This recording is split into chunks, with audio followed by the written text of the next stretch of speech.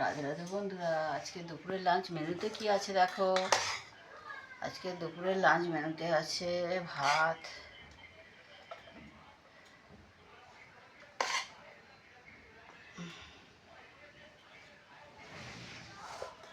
গরম গরম ভাত, আর আছে লাউ শাক চচ্চড়ি।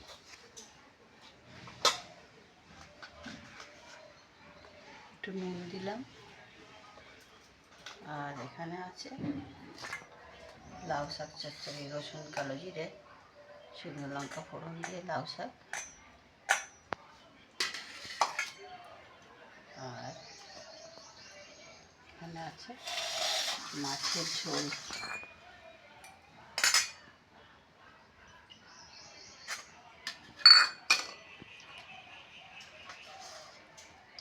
জ্যান্ত রুই মাছের ঝোল, একটু ডিম আছে।